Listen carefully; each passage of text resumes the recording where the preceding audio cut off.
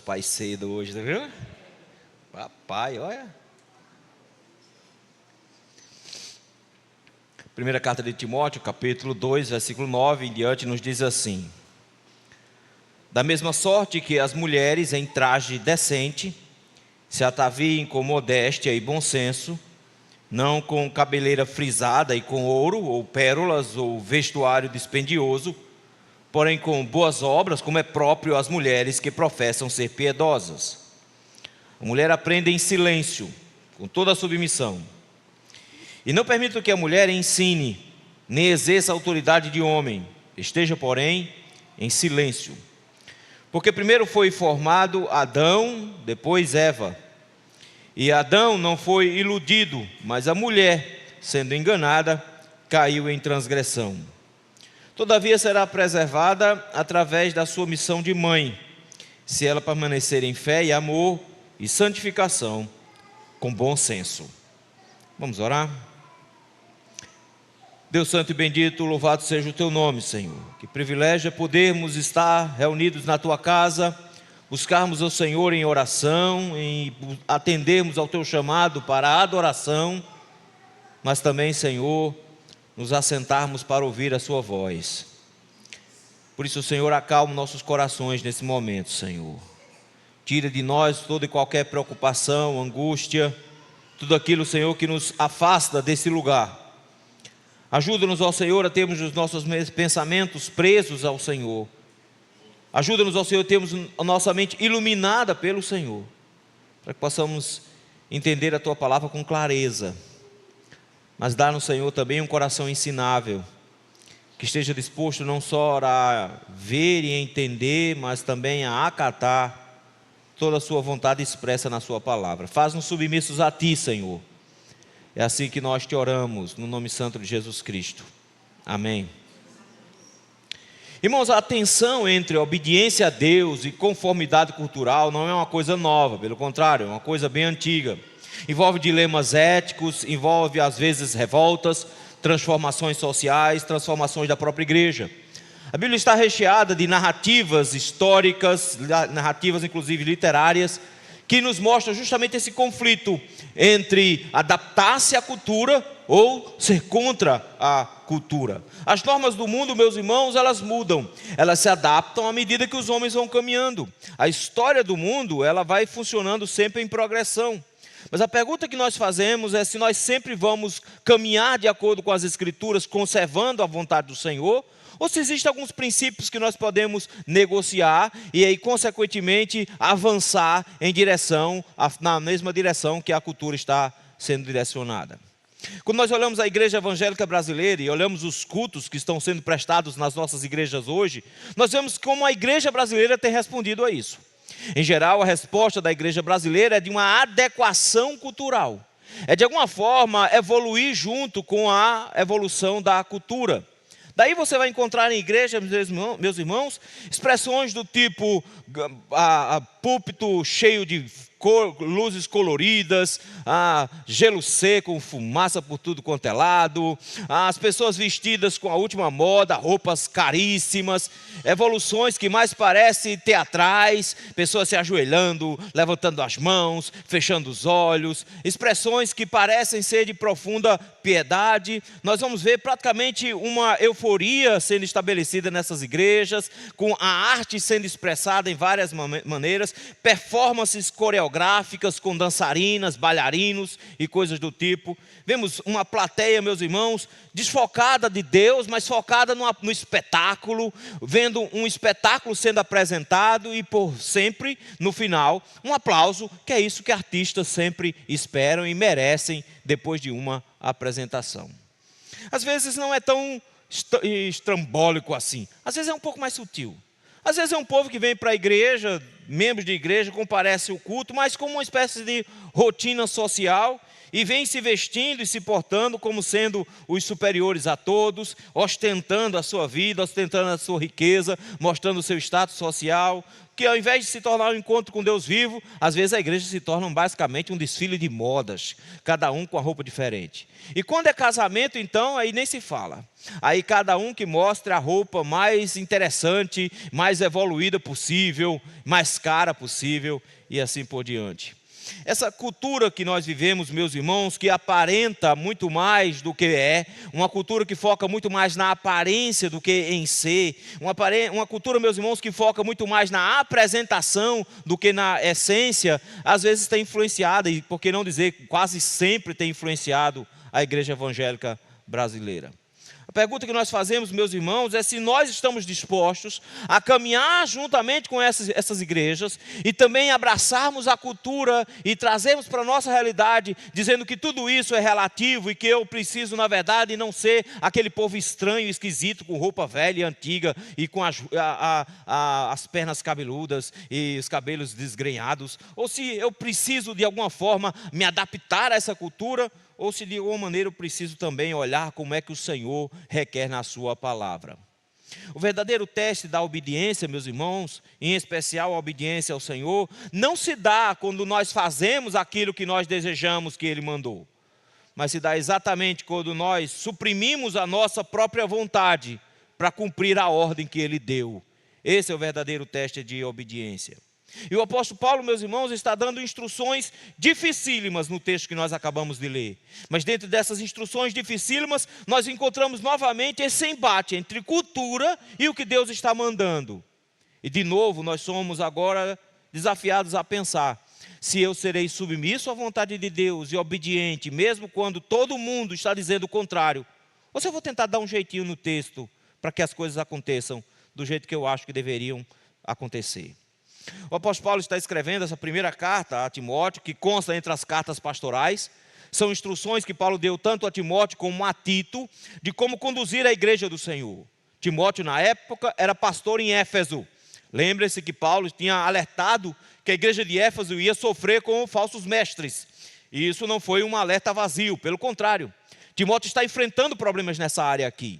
Paulo então instrui Timóteo em específico aqui em duas áreas. Primeiramente no culto, e o capítulo 2 e o capítulo 3 vai tratar sobre isso, sobre como lidar com o culto, como o culto deve funcionar. Depois vem áreas ministeriais, como é que ele deveria lidar com o pastoreio da igreja. Mas ao mesmo tempo que Paulo escreve essa carta a Timóteo, isso é uma carta particular, ela não era uma carta para ser lida somente por Timóteo. Essa carta deveria ser lida para a igreja, para que eles soubessem que a autoridade de Paulo estava sendo colocada em Timóteo. De maneira que quando eles questionassem atitudes e decisões que Timóteo estivesse tomando, eles soubessem que essa atitude de Timóteo era uma resposta a uma ordem de Paulo. E assim eles soubessem que quem estava conduzindo a igreja era Cristo, pela autoridade dos apóstolos. E depois que Timóteo era simplesmente um executor da vontade. Por isso mesmo, meus irmãos, ele começou aqui no capítulo número 2, falando como é que o culto deveria ser. E entre essas expressões de como o culto deveria ser, nós vimos no mês passado o versículo 8, quando ele começou agora a fazer distinção entre pessoas. Ele faz distinção entre homem e mulher, no versículo 8 e no versículo número 9. Mas ele também faz distinção entre outras classes. Nós já vimos Paulo fazer isso o tempo inteiro. Paulo faz distinção entre escravo e livre. Paulo faz distinção entre pais e filhos. Paulo sempre faz essas distinções para mostrar que a igreja do Senhor, ela não é formada por um grupo só. Ela é formada de forma heterogênea. Mas que as ordens são específicas para cada grupo. Por isso nós vimos a semana passada que dentro desse aspecto da adoração, do culto, Paulo disse que tinha instruções para os homens. E a instrução para os homens foi que eles deveriam orar. Esse aspecto da oração foi destacado por Paulo, quando ele diz que deveríamos orar por todas as pessoas, mas especialmente ele diz, versículo 2, em favor dos reis, daqueles que estão investidos de autoridade. Por quê? Ele disse, para que nós vivamos vida mansa e tranquila, com toda piedade e respeito, para que nós tenhamos vida boa, oremos. Quem deve orar? Versículo 8, os homens devem orar.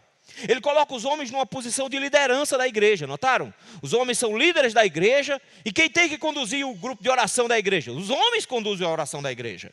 Ele diz que esses homens devem orar em todo lugar, mostrando que esses homens são homens de oração e que eles não estão restritos a um movimento específico na igreja, mas eles estão em todos os lugares, sempre exercitando a sua liderança em oração. Mas que essa oração deveria ser pautada em santidade, a ponto que ele diz que eles deveriam levantar mãos santas.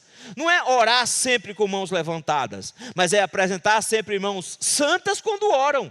Homens que vivem em santidade. Afinal de contas, a Bíblia nos mostra que a ausência de santidade atrapalha a oração. O apóstolo Paulo mesmo vai nos destacar de que os homens que maltratam as suas esposas, elas não têm, aliás, Pedro vai nos lembrar que os homens que maltratam as suas esposas, as suas orações são interrompidas. Então, eles precisam viver em santidade para que as orações deles sejam ouvidas e atendidas. Paulo então instrui os homens na maneira como eles deveriam se portar na igreja, em especial conduzindo a adoração e conduzindo a oração na igreja. Mas a partir do versículo 9 o bicho pega. Sem dúvida, meus irmãos, dos versículos de 9 a 15 é um dos textos mais difíceis de interpretar, mas não só de entender, difícil de engolir também. Sem dúvida, meus irmãos, você vai encontrar um bocado de gente pregando cada vez uma coisa diferente, tentando de alguma forma explicar o negócio aqui, porque parece que Paulo é machista. Nós olhamos para esse texto muito com a nossa perspectiva cultural, dentro do ambiente que nós nos encontramos, e tentamos olhar para esse texto como se fosse, na verdade, uma expressão cultural. Você vai ver muito isso. Muitos pastores olhando para esse texto e pensando, não, o que Paulo está fazendo, na verdade, é expressando um aspecto da cultura dele, mas que naquela época funcionava assim. Quando nós pensamos assim, meus irmãos, nós estamos dizendo que a Bíblia está desatualizada. Quando nós pensamos assim, nós dizemos que a Bíblia está ultrapassada. E que por conta disso, nós precisamos adequar à situação normal da nossa cultura. Afinal de contas, pensam eles, a nossa cultura é muito mais evoluída do que a cultura bíblica. Consequentemente, a cultura bíblica, por ser ultrapassada, deve ser, consequentemente, abandonada. O que eles esquecem é que não é a primeira vez que Paulo instrui nesse sentido. No capítulo 14 da primeira carta aos Coríntios, Paulo enfrenta um problema parecido. A igreja de Corinto estava enfrentando a dificuldade com relação à autoridade. Estava havendo dentro da igreja uma disputa muito grande por posições. Entre as disputas por posições, as mulheres estavam encabeçando uma verdadeira revolta dentro da igreja. Elas estavam aproveitando a oportunidade, onde Cristo nos fez todos iguais diante dele, onde diante de Deus não há mais distinção na salvação entre homens e mulheres, e elas começaram a confundir os papéis. Por isso mesmo, no capítulo 14 lá do 1 Coríntios, Paulo começa a instruir essas mulheres de que elas deveriam, se quisessem orar, ou se elas quisessem profetizar na igreja, usar um véu como símbolo da sua submissão. Mas no final do capítulo, Paulo diz com todas as letras que elas não deveriam mais orar na igreja, porque elas na verdade estavam tentando tomar o poder dos homens na igreja. Elas estavam dando um golpe, na verdade. É com base então nessa perspectiva que Paulo já tinha trabalhado em Corinto, que Paulo agora vai instruir a igreja de Éfeso. Ao que tudo indica, os falsos mestres dentro da igreja de Éfeso estavam estimulando as mulheres a quebrar essa hierarquia. Eles estavam estimulando essas mulheres a romper com essa ordem e criar uma nova estrutura, onde elas assumiriam o poder, a força, a autoridade, o comando, a direção da igreja. Essa atitude das mulheres aqui faz com que Paulo escreva orientando a Timóteo na maneira como ele deveria lidar com essa situação, mas ao mesmo tempo orientando as mulheres de como elas deveriam se portar na igreja. Mas quando Paulo faz isso, meus irmãos, nós somos imediatamente confrontados com como é que nós lidamos com um texto desse. Será que esse texto só serve para a igreja do primeiro século ou nós ainda nos encaixamos nele? E aí nós descobrimos, meus irmãos, que quando nós nos deparamos com esse texto, mais do que orientações simples de como a igreja deve ser, nós começamos a descobrir que nós temos uma atitude a tomar em relação a esse texto, que é obedecê-lo ou ignorá-lo. Nesse sentido, meus irmãos, o testemunho da igreja não é um testemunho de rebeldia, não é um testemunho de revolução. A igreja não é revolucionária, a igreja, pelo contrário, é uma igreja que é submissa. Portanto, o texto vai nos desafiar justamente a um testemunho de uma igreja submissa a Deus. E é isso que eu gostaria de ver com os irmãos hoje à noite, o testemunho da igreja em submissão a Deus. Em primeiro lugar, meus irmãos, versículos de 9 e 10, a igreja dá testemunho no culto, meus irmãos, quando manifesta santidade visível, versículo de número 9 em diante. O texto nos diz aí, versículo 9, a expressão, da mesma sorte, ou outras versões trazem semelhantemente. O que nos mostra que Paulo continua no mesmo assunto, Paulo não está mudando de assunto. Ele continua no assunto culto a Deus. É esse o assunto que ele está tratando. Como é que se deve cultuar ao Senhor? Orando, em oração. E oração conduzida pelos homens, versículo número 8. Por isso que no versículo número 9, Paulo continua dizendo, da mesma maneira, ou seja, no mesmo ambiente de culto, na mesma situação de culto na igreja, como é que agora as mulheres devem se portar. E a forma, meus irmãos, que ele vai apresentar é a forma como as mulheres devem se comportar no culto público. E ele inicia, meus irmãos, já de cara mostrando que o que ele espera dessas mulheres é uma vestimenta adequada. Vejam que no versículo de número 9, ele não começa a proibir as mulheres das coisas, mas é um jeito interessante dele fazer. Da mesma sorte que as mulheres, em traje decente, se ataviem. Eu acho bonito isso aqui, porque ele não chega dizendo, não se atavie, porque ele parte do pressuposto bem simples, toda mulher gosta de se enfeitar. Então a grande questão levantada aqui, meus irmãos, é como se enfeitar, não é se deve ou não se enfeitar. Quando o Senhor criou as mulheres, meus irmãos, Ele criou as mulheres diferente dos homens. Homem é um bicho meio tosco, é um negócio mal feito, não tem jeito. É um negócio meio tosco, que não está muito preocupado com isso. Ele não tem nenhum tipo de polimento, ele é madeira bruta, não passaram nenhuma lixa, nem sequer um pouquinho de verniz tem por cima. Ele é meio tosco mesmo, é meio rústico. Mas as mulheres não. A ideia das mulheres, quando elas foram feitas polidas, alisadas, bem montadas, bonitas, estruturadas. Nesse sentido, as mulheres, elas são naturalmente propensas a se arrumar, porque elas têm um negócio que o homem geralmente não tem, delicadeza. Isso Deus criou no coração delas. Toda mulher é delicada por natureza, porque Deus colocou no coração delas o ser delicado. E por isso a preocupação com detalhes. Elas estão preocupadas se um fio de cabelo está fora do lugar. Não é assim? Vai ajeitando a sobrancelha. Tem um pente para a sobrancelha, gente. Eu descobri esse negócio. Tem um pente para a sobrancelha. Aí tem um cabelo que está fora do lugar e tenta botar o cabelo no lugar.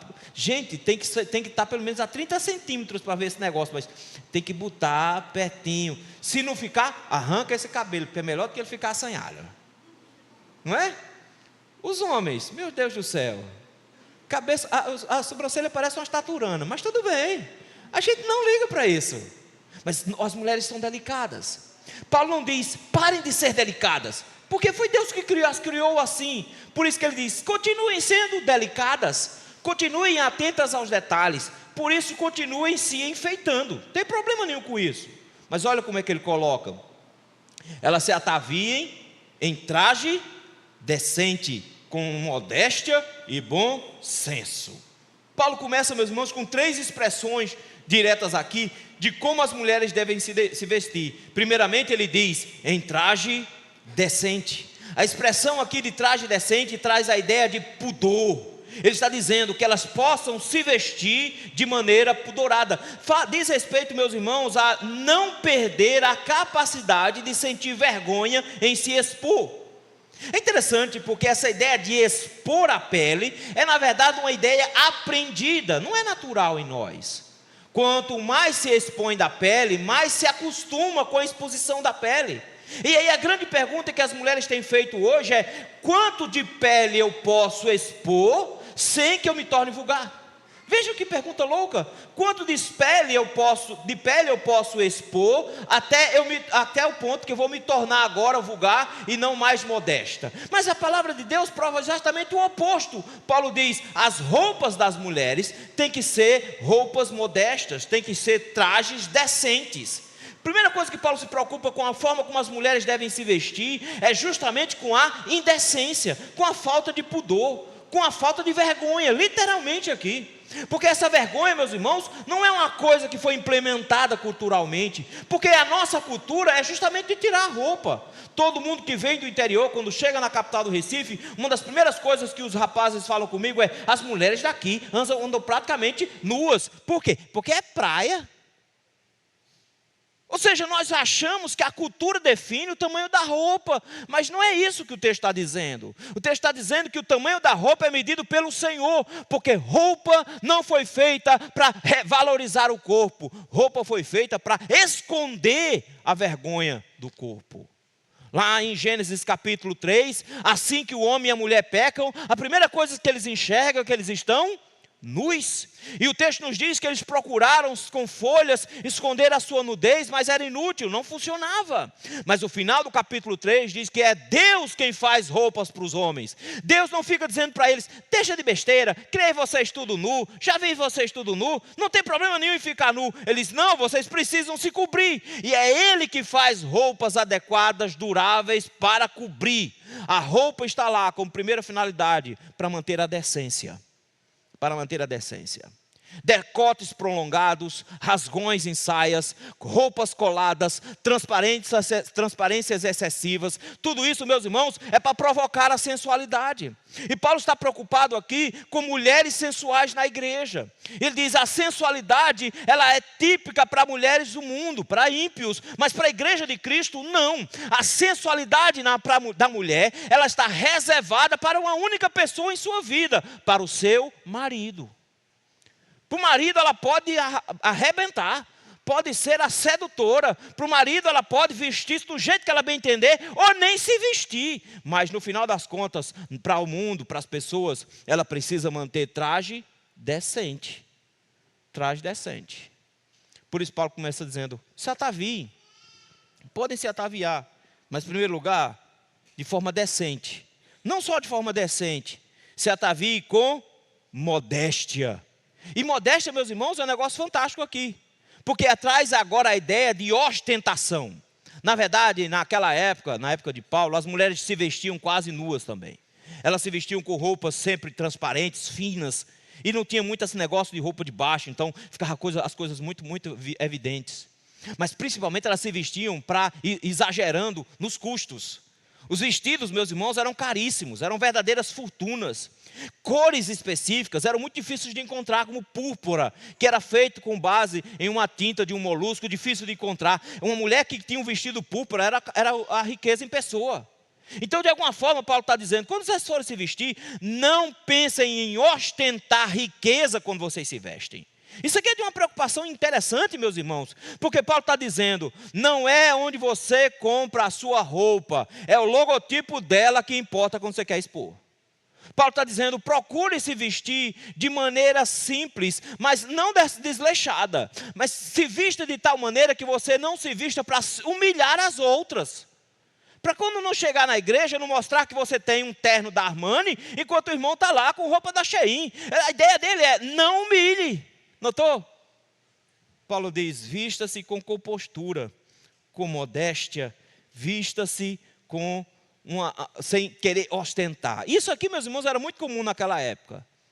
Mulheres vestiam praticamente uma história de a esposa do imperador, que tinha um vestido de pérola, da cabeça aos pés, que até para andar era difícil pelo peso.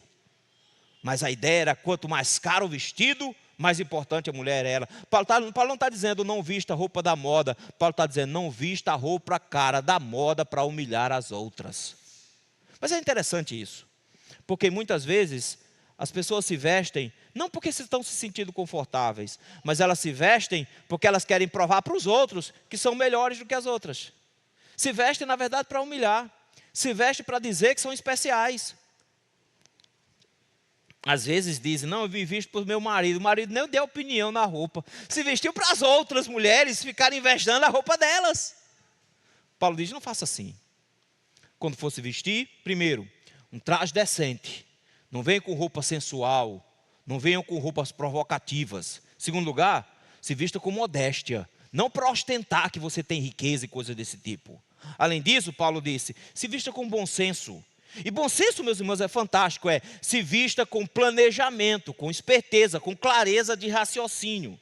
Não perca a vergonha, e por isso vista-se decente. Não use de ostentação, por isso vista-se de forma modesta. Mas tenha autocontrole e sobriedade quando for escolher a sua roupa. É interessante, quando Paulo coloca isso, parece que as mulheres estão na frente de um espelho, escolhendo a roupa para vir para a igreja e dizendo, eu não tenho roupa. Mas na verdade ele diz, quando você disser que não tem roupa, escolha exatamente a roupa que fará com que as pessoas vejam quem você realmente é e não quem você quer aparentar. Escolha roupas que sejam adequadas para o momento. E essa, meus irmãos, por incrível que pareça, é a regra adequada de etiqueta para roupa. O que é uma pessoa que se veste bem? Uma pessoa que se veste bem não é uma pessoa que tem roupa cara. Porque tem gente que tem roupa cara, mas anda parecendo um mendigo, todo esmulambado. Já viu isso? É um povo que veste, compra uma calça com milhares de reais, quando você vai ver, só tem uns farrapos. É uma roupa cara, mas umas camisas esculhambadas, toda grandona, estranha, torta. Ou seja, o cara vai para um casamento com uma calça jeans rasgada, um tênis esquisito da bomba, uma camiseta com um negócio escrito na frente. Ele está todo vestido errado. Notem que uma pessoa que se veste bem é uma pessoa que sabe vestir-se para a ocasião que ela vai frequentar. Se é um jogo de futebol, com que roupa vai? Short, um tênis, uma chuteira, uma camiseta. Mas se vai para um casamento, roupa social. Notou? Saber usar a roupa adequada. Paulo está dizendo, gente, tenha um bom senso. Coloca um pingo de juízo na cabeça.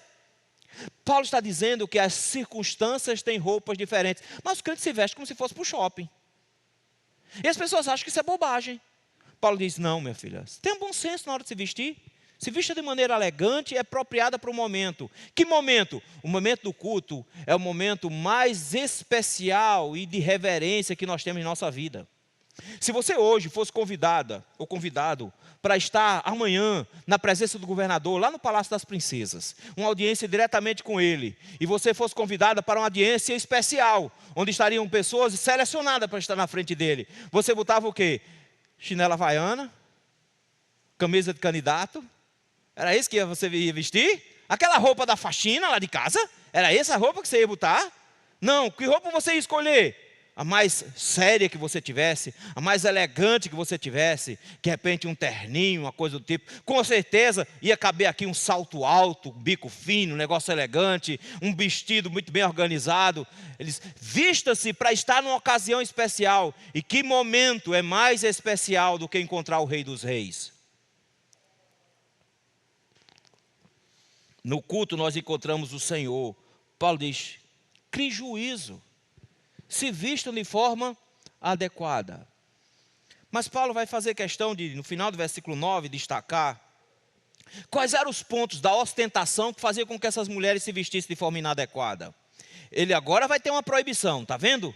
Ele está dizendo, se vistam, mas se vistam sem exagero, se vistam sem decotes e coisas desse tipo, se vistam com bom senso, mas não se vistam com cabeleira frisada e com ouro, ou pérolas, ou vestuários dispendiosos. Paulo agora tem uma preocupação de como é esse vestir-se sem modéstia, vestir-se de forma indecente e vestir-se sem bom senso. Ele vai dar um exemplo rápido de como essas mulheres estavam se vestindo para que Paulo criticasse. Paulo diz, cabeleira frisada. Pronto, pastor, da base bíblica para eu não pagar mais R$500 de cabeleireiro. Os homens agora se apegaram, tomaram posse agora desse negócio aqui. Não, Paulo não está dizendo que elas não devem frequentar cabeleireiro e fazer um bom penteado. É porque o penteado daqui na época era bem exagerado o negócio. Na verdade, o penteado era praticamente um símbolo do status social. As mulheres iam para o cabeleireiro e elas faziam as tranças. E eles iam entrançando com peças. Então, elas às vezes entrançavam com cordões de ouro, de prata, entrançavam com pingentes, elas usavam os tipos de pentes feitos com casco de tartaruga, bem polido, isso tudo incrustado com pedras preciosas, com material de ouro, material de prata. Elas usavam uma espécie de punções para colocar nesses cabelos, e elas iam para um cabeleireiro, e eles faziam praticamente um cabelo da Marge Simpson. Eles iam entrançando e colocando coisa nele, iam entrançando e colocando coisa nele, e ficava um negócio dessa altura. Elas iam subindo esse cabelo e botando coisa, de forma que quando você olhasse, parecia uma torre brilhante. Era mais ou menos isso. Você está achando que é besteira, mas era assim que elas ficavam. E tem um historiador que diz um negócio interessante. O cabelo era tão montado, mas tão montado. Lembra, naquela época não tinha laque?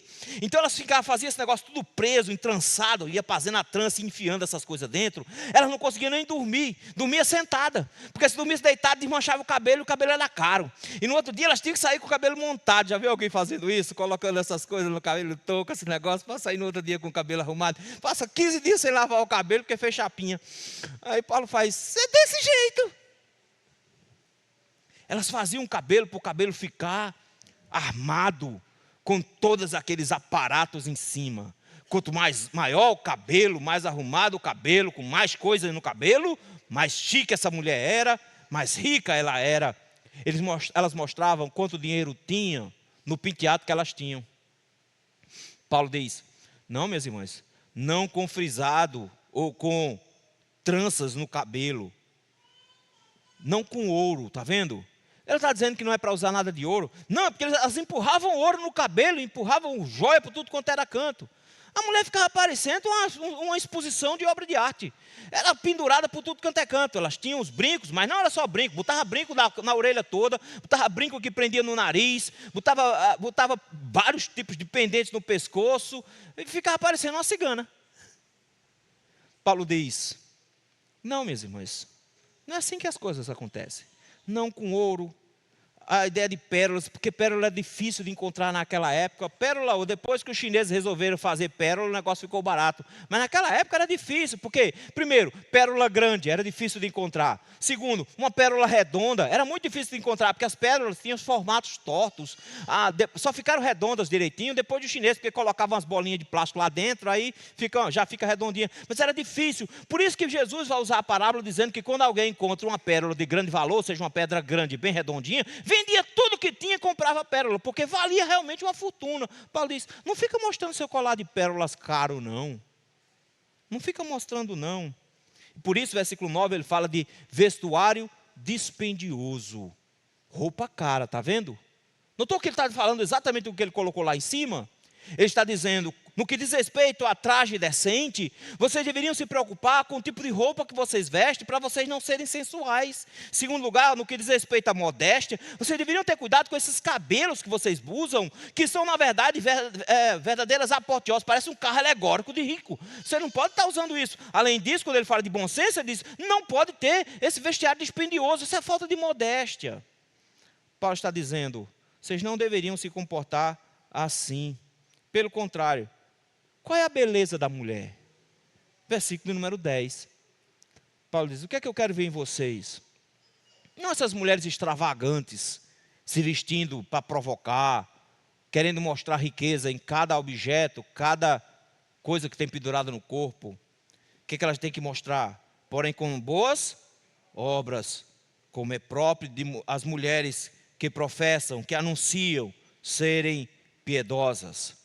Paulo diz, meus irmãos, que a beleza da mulher está justamente no seu caráter, está vendo? E é isso que se destaca aqui. Paulo está dizendo que é a vida de santidade dela. Boas obras não é fazer caridade, boas obras é viver de acordo com a lei. Paulo diz, mais importante na igreja do que essa ostentação é exatamente a expressão da santidade. Ela diz, eu quero que vocês mostrem com a roupa, com a vida, a santidade que vocês têm no coração. Que vocês vivem uma vida de boas obras, porque o que se espera de mulheres piedosas? Vocês dizem que são piedosas, vocês dizem que são tementes a Deus, vocês dizem que fazem exatamente o que Deus manda. Eu quero ver vocês tendo a beleza apropriada, não a beleza que os homens veem, mas a beleza que Deus vê, a beleza do coração, que vai ser expressa na forma como vocês se comportam e na forma como vocês se vestem. Aí tem uma coisa interessante. Porque de repente as pessoas e as mulheres que se vestem de forma indecente dizem, não, Deus está vendo o coração. Minha filha, com essa roupa dá para ver mais do que o coração. Mas a questão toda não é que Deus está só preocupado com o seu coração. O problema é que o seu coração está se manifestando na sua roupa. O problema é que nós vemos o coração impiedoso, sedutor, na roupa. Paulo diz: eu quero ver a roupa de vocês, a vestimenta de vocês, a beleza de vocês externa, condizente com a beleza interna de mulheres santas. Mulheres santas. Isso combina perfeitamente com o que Pedro vai instruir na primeira carta, no capítulo 3, versículos 3 e 4. Lá Pedro diz: não seja o adorno da esposa o que é exterior, como frisado de cabelos, adereços de ouro, aparato de vestuário. Está vendo que é a mesma coisa que Paulo levantou aqui? Mesmo problema? Aí ele faz: seja, porém, o homem interior do coração, unido ao incorruptível traje de um espírito manso e tranquilo, que é de grande valor diante de Deus. O que Paulo, meus irmãos, está nos orientando aqui é que a igreja do Senhor deve ser submissa ao Senhor, no sentido de ter dentro da sua igreja a santidade de maneira visível, em especial por parte das mulheres. Queridos, numa cultura como a nossa, que promove a sensualidade, numa cultura como a nossa, que nas redes sociais promove o narcisismo, nós somos convidados a sermos exatamente diferentes. O Senhor convida não só as mulheres, mas os homens também a fazerem a mesma coisa, a abandonarem de uma vez por todas a sensualidade. Os homens e as mulheres nas igrejas estão se tornando sensuais pelas suas roupas apertadas, pelos seus decotes profundos e pelas suas transparências. O Senhor convida todos nós a termos uma manifestação exterior, não de uma busca narcisista por sermos reconhecidos, mas de uma busca piedosa por parecermos ser santos, porque o Senhor nos quer santos. Paulo está dizendo que a manifestação visível da igreja é importante porque ela revela exatamente o coração. O Senhor convida, meus irmãos, a manifestarmos uma santidade não artificial, mas uma santidade real que se manifesta na maneira como nós nos vestimos. Paulo diz: nós somos transformados pela graça. O seu coração foi mudado. Por isso, faça com que sua roupa seja coerente com o seu novo coração. Vista-se com santidade. Testemunho de uma igreja em submissão a Deus. Primeiramente, a igreja dá testemunho no culto quando manifesta a santidade visível. Mas, em segundo lugar, a igreja dá testemunho no culto quando manifesta submissão à palavra. Com certeza, os versículos 11 e 12 são bem mais complicados. Porque da roupa a gente até aguenta o tranco. Mas com certeza, a partir do versículo 11, o apóstolo Paulo vai pegar um pouco mais pesado. E ele, depois de falar sobre o vestuário, ele vai falar agora sobre o papel da mulher na igreja. O papel da mulher agora no culto. Primeiro ele diz como elas devem se vestir e se comportar no culto, mas agora como é que elas devem atuar no culto. Qual é o papel delas no culto? E Paulo começa, meus irmãos, já de cara no versículo 11 com uma baita de uma pancada. Ele já começa dizendo: a mulher aprenda em silêncio com toda submissão. Aqui, meus irmãos, nós temos uma enxurrada de interpretações diferentes. E cada comentarista vai interpretar de uma maneira distinta.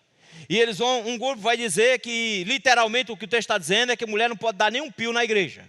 Ela não pode nem abrir a boca na igreja para dizer um ai. Que elas têm que ficar o tempo inteiro caladas e que não têm a oportunidade de falar nada. Outro grupo vai dizer que não, aqui é o contrário. Que isso aqui é cultural, e como cultural ficou naquela época por causa do ambiente judaico, que não dava às mulheres nenhum tipo de autoridade. As mulheres nem podiam, por exemplo, falar na sinagoga para aprender. Elas tinham que entrar e nem tinham um espaçozinho reservado para elas ficarem lá. Outros falam do ambiente greco-romano, por exemplo. Lá então era que era apertado, porque a adoração era restrita para os homens, a ponto de que muitos, entre até os judeus também, diziam que a mulher não precisava ir para o culto, não precisava adorar, porque nem alma elas tinham. Então não precisava ir para o culto. O Evangelho faz exatamente o oposto. O Evangelho inclui as mulheres e diz: as mulheres são especiais, são importantes, e elas estão em pé de igualdade aos homens no que diz respeito à salvação, porque Deus não faz distinção de gênero. Deus salva homens e Deus salva mulheres. Mas Paulo começa a nos mostrar aqui, meus irmãos, que existe sim algum tipo de discriminação na forma como deve acontecer o culto. Mas da mesma forma como o versículo de número 9, Paulo não disse que as mulheres deveriam privar-se de se enfeitar. Pelo contrário, Ele diz que elas deveriam se ataviar. Ou seja, era direito delas, por causa da criação, de quererem ficar bonitas. Elas só precisam ter algumas preocupações com sensualidade, com falta de modéstia, mas que elas deveriam se enfeitar, porque foi assim que o Senhor as criou. Paulo não diz aqui que elas não devem aprender, notaram? Paulo diz que elas devem aprender. E Paulo está dizendo então que o Senhor as criou para também aprenderem, para elas entenderem, para saber como as coisas funcionam. Nesse sentido, meus irmãos, Paulo está estimulando as irmãs a aprenderem. Mas ao mesmo tempo ele está dizendo, vocês precisam aprender qual é o lugar onde vocês vão fazer isso. Porque o direito de aprender é um privilégio. Mas vocês precisam saber como é que essas coisas têm que acontecer. E Paulo diz assim, a mulher aprenda, mas aprenda em silêncio. A palavra silêncio, meus irmãos, que vai aparecer aqui, e vai aparecer novamente no versículo 12, está vendo? Porém, em silêncio, no final do versículo 12. É uma palavra difícil porque alguns acham que a tradução não é boa. Realmente a palavra significa silêncio. É essa palavra aqui mesmo. Então não tem jeito, é em silêncio. Mas não é ser mudo necessariamente.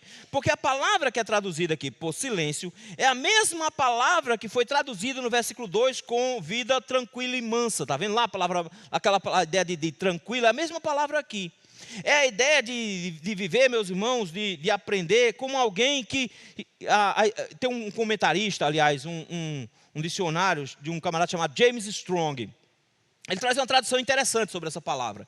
Ele diz assim, a descrição é a descrição da vida de alguém que permanece em casa, fazendo o seu trabalho próprio e não se intromete ociosamente em fazeres dos outros. Então é alguém que tem uma vida tranquila, está vendo? É alguém que cuida daquilo que foi dado para ela fazer. E que não está preocupado em se intrometer nas coisas dos outros.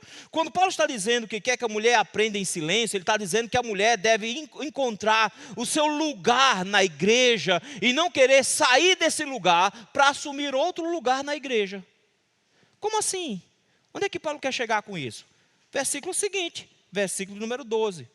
Paulo diz agora com todas as letras, porque se o versículo 11 está difícil de entender, quando Paulo diz que elas têm que estar em silêncio, a ideia de submissão do versículo 11 está explicada no versículo 12. Paulo diz, o papel da mulher é de submissão. E por conta disso ele diz, versículo 12, eu não permito que a mulher ensine nem exerça autoridade de homem. Aqui vem outro problema, porque de alguma maneira... o texto não pode ser mais claro do que isso, pode? Paulo já chega com a autoridade apostólica que ele tem e diz, eu não permito. Ele não está dizendo, gente, vamos conversar, deixa eu explicar um negócio para vocês. Ele fez, não. Ele simplesmente como um apóstolo, a autoridade que é da parte de Deus, ele diz, eu não dou autorização para que elas ensinem na igreja. Mas alguns pegam a parte final dizendo, sobre a questão da autoridade, dizendo que as mulheres podem ensinar quando estão debaixo da autoridade de um homem, como o homem ordena. Aí foi assim que entendeu o Supremo Concílio alguns anos atrás, quando disse que a mulher podia pregar no culto público, desde que o pastor desse a ela autoridade. A pergunta é, quando é que o pastor teve autoridade para desfazer o que o apóstolo Paulo disse que ele não pode fazer? Quando foi que foi dada a autoridade ao pastor para poder fazer uma coisa que Paulo disse que não podia fazer? Se o próprio pastor está debaixo de uma autoridade. O pastor não tem autoridade para autorizar quem prega ou deixa de pregar. Notou? Paulo tem. E Paulo não podia ser mais claro que isso. Eu não permito. Eu não permito. E por que Paulo não permite? Ah, pastor, tem tanta mulher competente. Tem tanta mulher que estuda melhor. Eu conheço mulher que prega melhor do que o marido dela que é pastor. Eu sei, meu irmão. Eu conheço um bocado também. Conheço um bocado de mulher que quando prega é um negócio fantástico. Eu já dei aula de homilética para tudo quanto é gente. Irmão, já faz pelo menos aí uns 15 anos que eu dou aula de homilética. Já tive turmas e mais turmas. E eu tive uma turma com pelo menos uns 20 alunos e o melhor pregador era uma mulher. E ainda hoje vejo mulheres pregando muito, mas muito melhor do que determinados homens. Não é incompetência. Paulo não está dizendo que elas são incompetentes para fazer. Paulo está dizendo que elas não foram escolhidas por Deus para fazer. Isso é diferente. Ele não está falando que não exista dom. Ele não está falando que não existe competência. Ele está dizendo que ele não permite. É isso que ele está dizendo. não permite. Por quê? Porque Paulo disse, elas têm que se comportar com submissão. Submissão. E a submissão é descrita no finalzinho do versículo 12. Não exerça a autoridade de homem.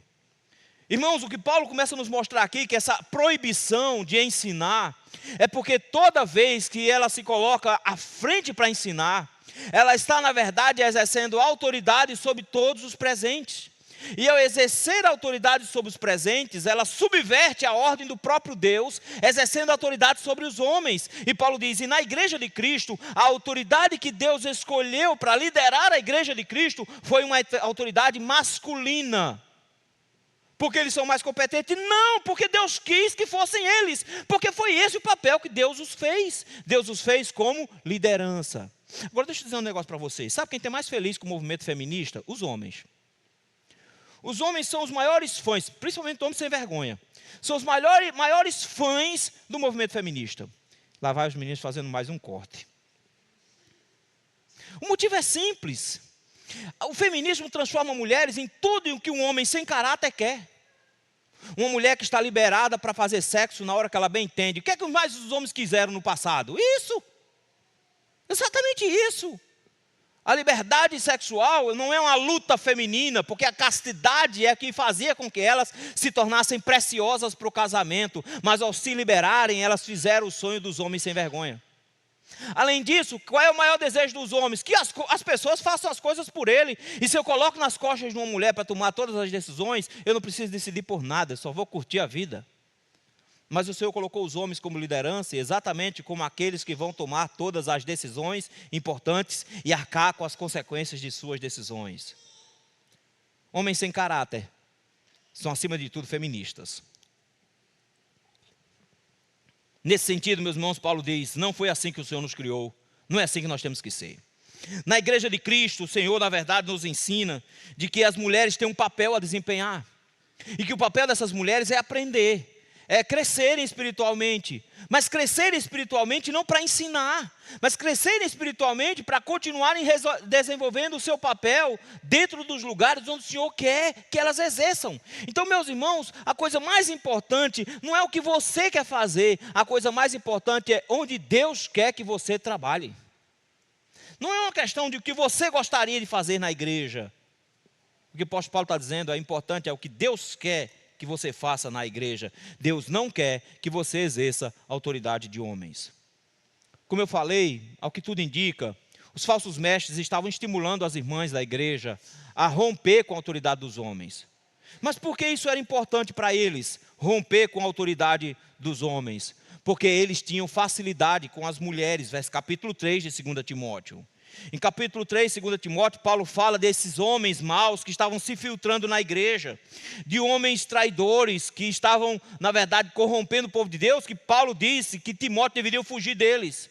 E no versículo número 5, Paulo diz, eles têm forma de piedade, negando, entretanto, o poder. Foge também destes, porque entre estes se encontram os que penetram sorrateiramente nas casas e conseguem cativar mulherinhas sobrecarregadas de pecados, conduzidas de várias paixões, e aprendem sempre e jamais podem chegar ao conhecimento da verdade.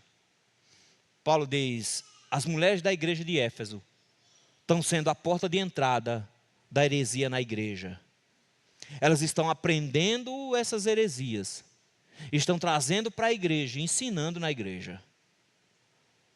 Paulo diz, eu não admito.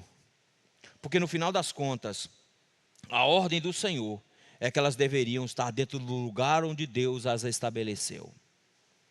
Em uma era, meus irmãos, marcada pela opinião pessoal, onde cada um quer dar uma opinião lá no Facebook e no Instagram, dizendo o que acha sobre tudo. Numa época marcada pelo relativismo, onde as pessoas acham que as coisas não são bem assim, não deve ser ferro e fogo, vamos arranjar meios termos. Numa época marcada, meus irmãos, onde as pessoas não querem se submeter à autoridade do Senhor. O Senhor nos convida, meus irmãos, a manifestarmos submissão à palavra.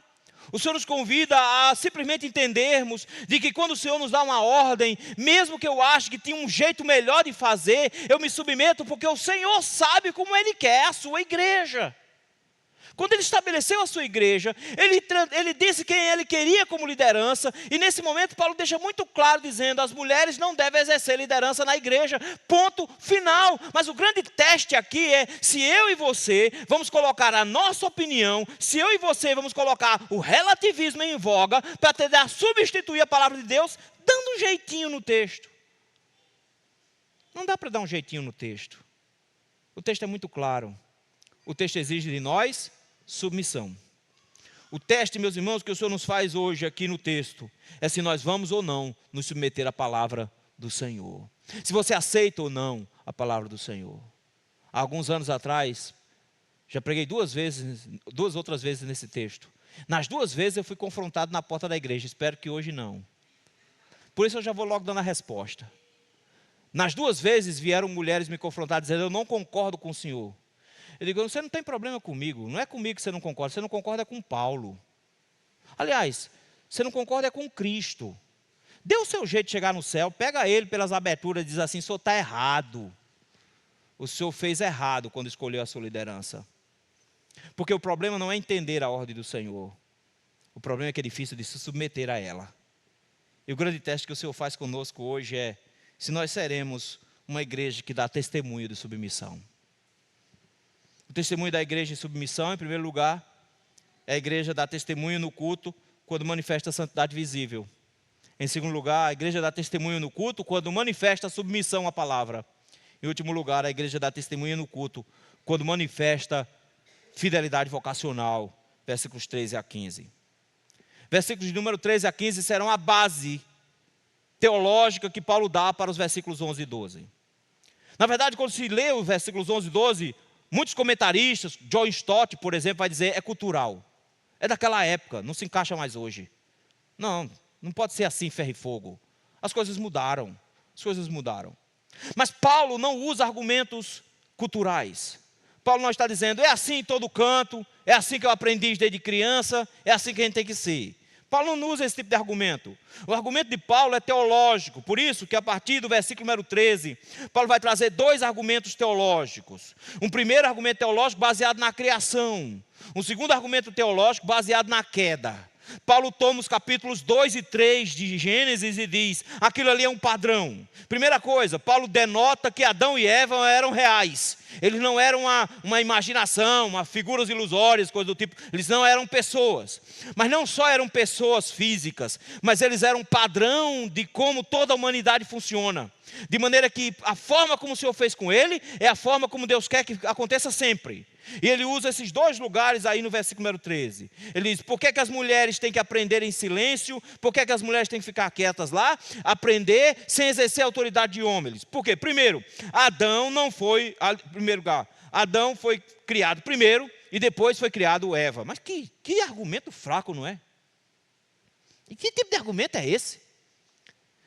Paulo podia ter sacado o negócio. Argumento de Paulo, Adão foi criado primeiro, depois Eva. Faz diferença? Não faz. Quem vem primeiro não faz a menor diferença. Faz uma diferença enorme aqui no texto. Dois argumentos básicos. Primeiro, por Adão ter sido o primeiro, Adão tem direito de primogenitura. Portanto, Adão é aquele que possui a autoridade de governo. Quem vem em segundo lugar recebe o poder de submissão. O primeiro é primogênito, o segundo é sempre submisso. Quando ele coloca a ordem da criação, a primeira coisa que ele está lembrando, Adão tem proeminência, Adão tem primazia, Adão é primeiro, Adão é aquele que lidera, o segundo é aquele que é liderado. Mas além disso, além desse aspecto da primazia, vem o aspecto da função. É muito simples. Adão foi criado por Deus e Eva foi criada por causa de Adão. Esse ponto de que Eva foi criada em segundo lugar por causa de Adão é que nota que a finalidade de existência de Eva é em função de Adão. Adão foi criado para a glória de Deus, para governar e cultivar o jardim. Mas Eva foi criada logo em seguida, debaixo da seguinte premissa: não é bom que o homem esteja só. Vamos fazer uma auxiliadora para quem? Para ele. Ela vai ser idônea, vai ser do jeito mesmo material dele, vai ser igual a ele. Por isso, quando ela é criada diferente. Adão é criado do pó da terra, mas Eva não. Eva não é criada do pó da terra. Ela é retirada da costela dele, para mostrar que ela deriva dele. Ela tem sua existência e finalidade atrelada a dele. Ela existe para ajudar a ele. A finalidade da existência dela está conectada a ele. Paulo diz, não tem erro, não tem como você esquecer disso. A questão é muito simples. Quem foi criado primeiro foi Adão e depois Eva. Não faz sentido agora Eva querer subverter essa ordem. Não faz sentido. Porque foi assim que Deus criou. Mas os homens, meus irmãos, são rebeldes. Não interessa como Deus criou. Eu uso o que Deus criou do jeito que eu quiser. Não é assim que os homens vivem? Não é assim que eles fazem? Não importa para que Deus criou. Eu faço do jeito que eu quiser. Mas todas as vezes que os homens usam-se das coisas que Deus criou, do jeito que eles bem entendem, sempre dá errado. Porque Deus não criou com esta finalidade. Se Deus criou Adão e Eva com finalidades específicas, Paulo diz, mantenha a finalidade com a qual Deus a criou. Por quê? Porque já deu errado uma vez. Aí vem o segundo argumento de Paulo. O segundo argumento de Paulo está aí no versículo número 14. Adão não foi iludido, mas a mulher, sendo enganada, caiu em transgressão. Pronto, só era o que faltava agora. Depois do argumento fraco, Adão veio primeiro. Agora vem uma passada de pano em Adão. Está vendo ele passando pano em Adão? Não foi Adão. Quem conversa que não foi Adão? Adão foi que pecou? A desgraça todinha veio por causa de Adão? Por que ele agora passa pano em Adão? Ele não está dizendo que Adão não é responsável. Mas ele está olhando para a forma como todo o pecado se transcorreu. Ele está dizendo, quem foi iludido não foi Adão. Porque a conversa não foi com Adão. O que ele está trazendo é um modelo do que acontece quando nós tentamos subverter a ordem da criação. O que aconteceu naquele dia foi que Satanás não procura o representante da família. Satanás procura a esposa. Ele procura Eva. E ao procurar por Eva, Satanás subverte a ordem de liderança. E transforma Eva na liderança. O que Eva deveria fazer naquele momento? Olha só, serpente, veja só. O assunto que você quer tratar, eu até podia conversar com o senhor. Mas é melhor o senhor conversar com o meu marido. É ele que deveria conversar com o senhor aqui sobre essa situação. Adão, vem cá, Adão. Esse rapaz aqui tem uma conversa, está fazendo umas perguntas aqui. Eu poderia ter respondido, mas responda aqui, Adão. Já imaginou que não teria sido? Tem dado uma murchada logo em Satanás, né? Uma murchada da cabeça. Mas não, o que Eva fez? Eu sou capaz, eu sou competente, eu também conheço a lei, eu posso discutir teologia, eu posso conversar diretamente com ela, eu vou vendo as coisas aqui com ela. E ela assume a liderança. E qual é o papel de Adão como bom feminista? Fica quieto vendo a mulher decidir. Ela assume o papel que Paulo disse que ela não podia assumir no versículo 12. Não exerça a autoridade de homem.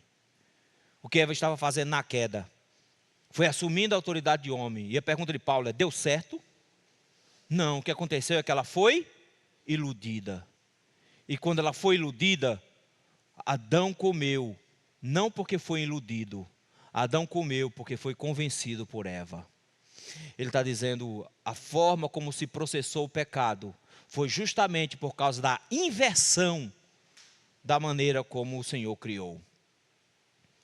Paulo usa dois argumentos teológicos e diz, Deus criou primeiro o homem, depois a mulher. Não foi Adão iludido, foi a mulher.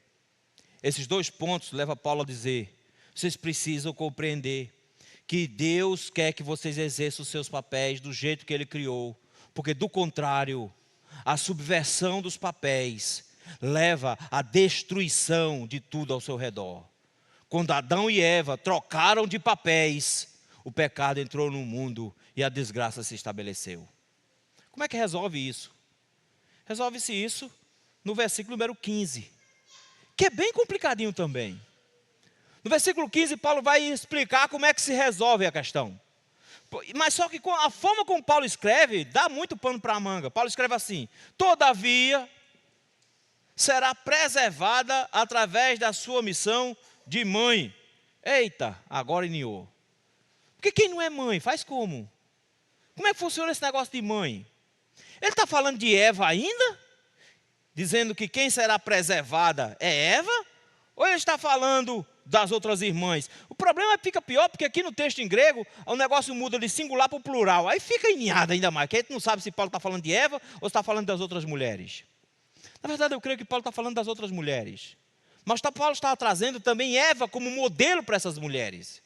Porque ele diz que da mesma forma como Eva pecou, e esse ato de Eva em se rebelar contra a vontade de Deus, assumindo a autoridade, trouxe desgraça, Deus providenciou uma saída para a situação. É interessante a forma como Deus vai produzir julgamento, punição ao casal. Quando Deus vai punir Adão, Deus não tira a graça de Adão, Deus só transforma a maneira como Adão iria trabalhar, por exemplo. Porque trabalhar já era aquilo que Adão iria fazer. Mas Deus agora diz, do suor do teu rosto comerás. Você vai ter cardos e abrolhos para dificultar. Ou seja, vai ser difícil o trabalho. Mas você continua com o trabalho. Deus podia ter simplesmente tirado essas graças e Adão morreria de fome. Deus manteve. E da mesma forma com mulher. Deus podia ter dito, a gente encerra o negócio aqui, só vai ter dois humanos no inferno. Pronto, está resolvido o problema. A Eva não vai ter mais filho, acabou. Não, o que é que Deus faz com Eva? Você vai continuar tendo filho. Mas você vai ter filhos com dor. Paulo diz, isso aqui não é uma punição, isso aqui é graça. É Deus dizendo qual é o papel dela. Ah, pastor, então significa que é só para ser mãe. Não, a ideia de Paulo aqui é fantástica. Porque Paulo está dizendo que ela não pode exercer autoridade de homem. Mas quem disse que ela não tem autoridade em canto nenhum? Quando Paulo coloca Eva como mãe, Paulo diz, ela tem uma autoridade incrível, a ponto de que ela mudou de nome. Porque quando Adão, meus irmãos, viu a sua esposa, no versículo número 13, ele a chamou não de Eva, mas chamou de Varoa. O nome deles é muito parecido. O nome de Adão é Adão, o nome dela é Adamá. Aquela que veio de Adão. Era assim que ela era conhecida. Por isso que na nossa versão tem varão e depois varoa. Porque o que é que significa Adão? Homem. É isso que significa o nome de Adão. Não tem muita criatividade não, mas é isso que significa mesmo.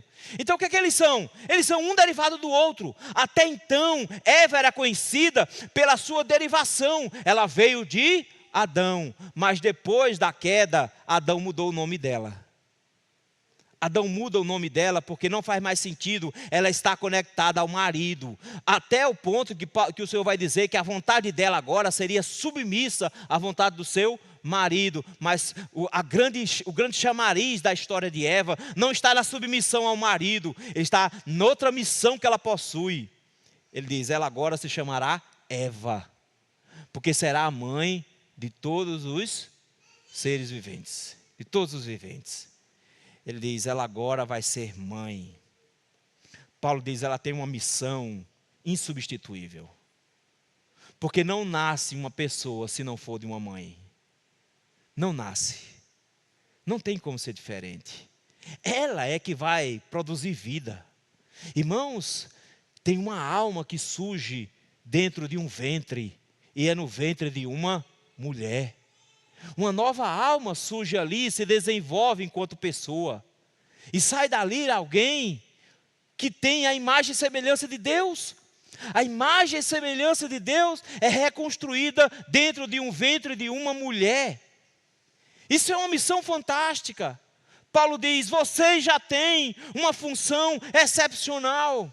A maternidade é essa produção de seres viventes. A maternidade é essa produção que Deus se utiliza para continuar criando pessoas à imagem e semelhança dele. Mas não só isso.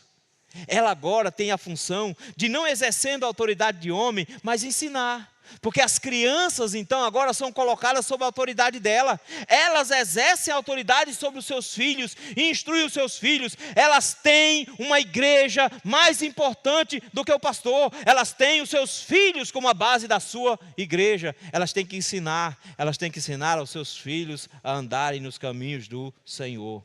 É por isso que Timóteo vai ter tanto Eunice como Lloyd como base. Timóteo sabe exatamente de quem ele aprendeu. Ele aprendeu da mãe e aprendeu da avó. Faz sentido para Timóteo, faz sentido ele entender de que ela seria preservada, porque ela agora tinha uma congregação para ensinar. A maior preocupação de uma mulher, meus irmãos, não é trazer um sermão na igreja, é salvar os seus filhos pequenos, é levá-los no caminho do Senhor. Essa é a congregação dela. É lá onde ela prega livremente, é lá onde ela instrui, é lá onde ela exerce autoridade, porque esses filhos, esses sim, estão debaixo da autoridade dela. Paulo diz, contanto que ela permaneça em fé, que mais? Em amor e santificação, de novo com bom senso. Paulo diz, desde que a fé dela seja forte, que ela tenha o amor do Senhor e vive em santificação, ela se torna modelo e padrão de comportamento para os seus filhos. Elas têm uma missão a desempenhar. Elas têm a missão de criar filhos santos. Em um mundo, meus irmãos, completamente corrompido, onde os papéis estão sendo invertidos, e as pessoas estão dizendo como é que as coisas têm que ser, o culto, às vezes, tem sido um reflexo disso, onde as mulheres querem assumir papéis de liderança, quando suas casas estão abandonadas, maridos que não têm o que almoçar, porque a mulher não fez, porque estava dirigindo o culto de oração, quando na verdade o seu trabalho deveria estar sendo cuidar de casa, filhos completamente perdidos, mulheres com grandes ministérios, os filhos desviados, porque na verdade não tiveram atenção para os próprios filhos. A casa, meus irmãos, é o grande ministério da esposa, as crianças são o grande ministério das mulheres na igreja, mulheres mais novas é o grande ministério das mulheres mais velhas, ensinar as mulheres mais novas a serem donas de casa, que amam seus maridos e seus filhos. Notem, elas têm função na igreja, mas o que é que Satanás tem inculcado na cabeça das mulheres? Exercer uma vocação que Deus não deu. Paulo diz, não é assim que funciona. O papel da mulher não é onde ela quer, o melhor papel para a mulher é onde Deus quer que ela esteja. Não interessa onde nós queremos estar, meus irmãos. Não interessa qual posição você queira assumir. O melhor lugar do crente é onde Deus quer que ele exerça o seu ministério. E Deus diz com todas as letras, mulheres não exercem ministério de liderança como pastoras, não exerce ministério de liderança como episcopa, eu me recuso a chamar de bispa. Não exerce liderança acima da igreja, elas exercem liderança na sua casa, ensinam seus filhos, elas exercem liderança no departamento infantil, elas ensinam crianças, elas exercem liderança para com as outras mulheres mais novas, elas ensinam as mulheres mais novas a serem piedosas também. Elas têm um papel a desempenhar, elas têm a vocação, mas a igreja do Senhor, meus irmãos, só se manifesta submissa a Deus quando aceita a vocação que Deus deu. Não é uma vocação menor, porque o futuro da igreja depende de filhos criados no Evangelho. É uma vocação excepcional. Mas quando as mulheres se preocupam em buscar e usurpar autoridade e vocação que Deus não deu para elas, se esquece da vocação principal que Deus deu. Elas são preservadas pela missão de mãe que o Senhor deu para elas. E é aquele lugar que o Senhor deseja. O culto, então, meus irmãos, é um lugar onde o povo de Deus se submete à sua vontade e faz aquilo que Ele quer. Essas lições não são só para as mulheres. Essa lição é para todos nós. Por isso, fiquemos atentos, meus irmãos, para que nós tenhamos um culto de acordo com a vontade do Senhor. Em primeiro lugar, manifestando santidade visível. A santidade não está escondida dentro do coração de forma que só você e Deus vê. Santidade se expressa na forma como você se comporta. Santidade se expressa na roupa que você escolhe para vestir. Santidade se expressa no tipo de postura que você assume. O Senhor nos convida hoje a pensarmos, meus irmãos, em externarmos a piedade, externarmos a santidade na maneira como nós nos portamos na igreja, não com ostentação, não querendo aparecer, porque o Senhor não nos chamou para sermos estrelas, nós brilhamos a luz de Cristo, é Ele que tem que aparecer, de forma que temos que nos preocupar com a roupa que a gente veste. Não, meus irmãos, roupa de shopping não é roupa de igreja, roupa de passeio no parque não é roupa de igreja. Nós precisamos compreender que o Senhor nos quer que vistamos, todos nós, homens e mulheres, de maneira modesta, com pudor. Meus irmãos, precisamos ter vergonha da roupa que muitas pessoas vestem e que às vezes nós usamos como se fosse natural. Como é que podem homens estarem se vestindo quase nus, com roupas transparentes, como se isso fosse normal, colocando decote também grandão para mostrar um peito cabeludo feio pra caramba, mas tudo bem, não é para mostrar. O que é bonito é para mostrar. É não, meu filho, porque o que mostra muito fica barato. O que é inalcançável é que é caro. Transforma o seu corpo em algo tão inalcançável que só uma pessoa privilegiada vai chegar próximo, é aquele que o Senhor escolheu. O apóstolo Paulo nos ensina, meus irmãos, que tem sim roupa de igreja, que tem sim uma maneira correta de se vestir. Porque não é porque nós somos presbiterianos, não tem regra para vestir, tem regra para vestir. Nós precisamos nos vestir com decência, com modéstia e com bom senso. A igreja do Senhor precisa aprender isso. Além disso, meus irmãos, não só externar a santidade e a piedade, mas temos que nos submeter, meus irmãos, à palavra do Senhor. Se Ele nos deu a autoridade, é na forma como Ele quer que a autoridade seja exercida. Quem governa a igreja de Cristo é Ele, não nós. Nós não temos o direito de, com base na nossa cultura, dizermos para Deus como é que as coisas têm que ser. Tem um monte de gente por aí dizendo, a Bíblia está muito antiquada, precisa ser modernizada. Tem um bocado de coisa na Bíblia que eu não concordo. Entenda, meu querido, quando você diz que não concorda, o seu lugar é junto com Satanás, que também não concorda. Então você tem que entender que você não pode reclamar da vida. Não reclame. Porque aqueles que são servos do Senhor, obedecem a palavra do Senhor. Não adianta você ficar na igreja, eu amo Jesus, eu amo Jesus, eu amo Jesus. Porque não faz a menor diferença. Ele diz com todas as letras, se vocês me amam, vocês fazem aquilo que eu mando. Ponto. Não é uma questão de você ter sentimentos por Deus, não é uma questão de você ficar dizendo que ama a Deus, é o quanto você faz o que Ele manda, é submissão. O nosso amor por Deus é manifestado quando nós dizemos, Senhor, eu não entendo, Senhor, eu acho que poderia até ser diferente, mas do jeito que o Senhor mandou, nós vamos fazer. Eu sei, Senhor, eu conheço mulheres competentes, eu sei, Senhor, que tem mulheres que escrevem muito bem, eu sei que tem aula de algumas mulheres que é de se encantar com a qualidade, com a competência que elas possuem, eu sei que tem mulheres que pregam de forma excelente, eu sei que tem mulheres que conhecem Bíblia melhor do que o marido dela que é pastor, eu sei, mas Deus disse que não é para funcionar como pregadora, não é para assumir papel de homem, não é para ser pastora, não é para ser episcopa, não é para assumir a liderança, porque Deus não quer assim, e ponto final. Ah, mas isso é injusto. Se vira para questionar a Deus. Dá o seu jeito de pegar Deus num canto e dizer assim, o senhor está errado. Porque não é uma questão de discordar ou não do pastor. É uma questão de discordar ou não de Deus, que foi quem colocou as coisas no seu devido lugar. Quando nós abraçamos a cultura, nós estamos dizendo, Deus está errado. Eu estou certo. A igreja do Senhor foi chamada para fazer exatamente o oposto. Dizer, Deus está certo. Mesmo que minha cultura me leve a pensar que poderia ser diferente.